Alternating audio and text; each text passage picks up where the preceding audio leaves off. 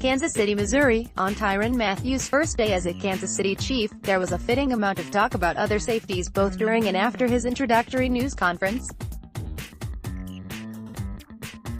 Some of it centered on Landon Collins, who had an all-pro season with the New York Giants in 2016 while playing the same position Mathieu will now assume under new Chiefs defensive coordinator Steve Spagnuolo.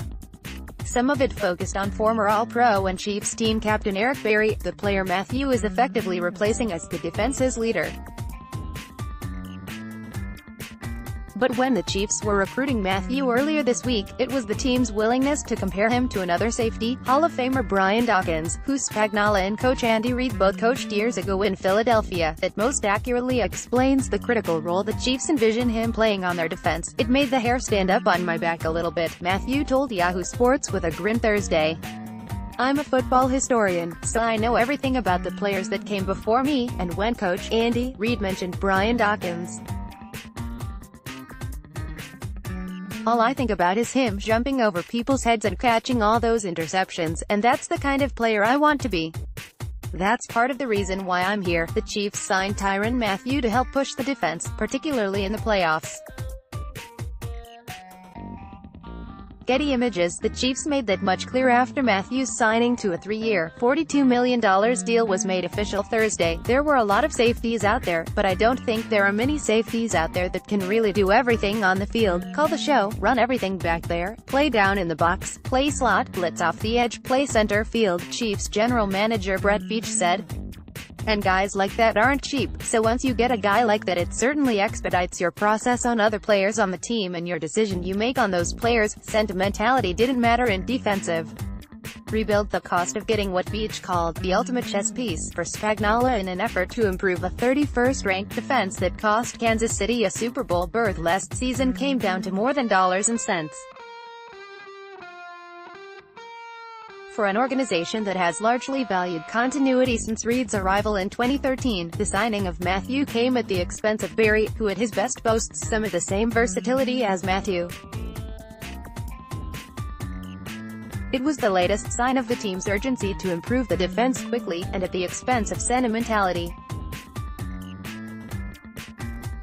Since their 37-31 loss in the AFC Championship game to the New England Patriots, in which the Chiefs surrendered 524 yards, Kansas City has fired defensive coordinator Bob Sutton, traded its best pass rusher in Dee Ford and released two team icons in Berry and outside linebacker Justin Houston, who set the team's single-season sack record in 2014. The release of Berry on Wednesday is the one that, by far, cuts deepest.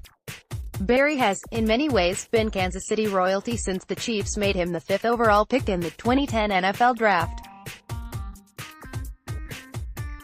His comeback from cancer, which was punctuated by the NFL's Comeback Player of the Year award in 2015 and 2 straight All-Pro seasons, commanded the respect of teammates and fans alike, so much so that some were surprised when the Chiefs cut him Wednesday, despite the injury issues that have befallen him since he signed his 6-year, $78 million extension 2 years ago. After missing practically the entire 2017 season with a torn left Achilles, Berry was limited to only 2 regular season games in 2018 with a nagging right heel issue. Along the way, Berry's health became a topic du jour in Kansas City, with many fans wondering why Berry didn't play through it since team officials kept saying he was day-to-day for the first 3 months of the season. Berry believed that with some rest, and not surgery, the condition would get better. He returned to play all 97 possible defensive snaps in the AFC Championship game. Eric Berry's run in Kansas City came to an end after 9 seasons. Getty Images. After the season, Berry saw noted foot and ankle specialist Drive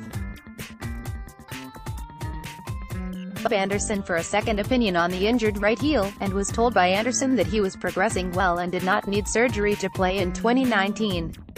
Berry was relieved, though he knew that by not having surgery, he was contractually giving the Chiefs an opportunity to release him before he was due a $7.25 million roster bonus on March 15. Now, a selfish player, or one solely concerned with money, would have had the surgery anyway. Not only would it have guaranteed his contract for 2019, it would have guaranteed he remained a Chief, which he hoped to do. Yet, Barry took the risk and opted against the procedure because he felt it was the right thing to do if he wanted to play football this season. But this is the NFL, a business through and through. And with this being the Chiefs' last opportunity to spend freely before they make Patrick Mahomes the highest-paid player in football next offseason, the club released the beloved Barry as a post-June 1st cut on Wednesday, freeing up $9.5 million in salary cap space that will help them accommodate the 3-year, $42 million deal they had just signed his replacement to. Now it's up to Mathieu to reward the Chiefs for their faith in him by filling Barry's shoes with his play and leadership, not unlike Dawkins did so many years ago, when he led Reid and Spagnuolo's Eagles to the Super Bowl in 2005, and it's a responsibility that Mathieu is embracing, as the Chiefs' willingness to make tough choices in the name of winning has never been more clear. "I think our games are the same," Mathieu said of Barry. He was coached by John Chavis at Tennessee. I was coached by John Chavis at LSU. Frankly, I wore number 14 because of Barry. Nobody knows that.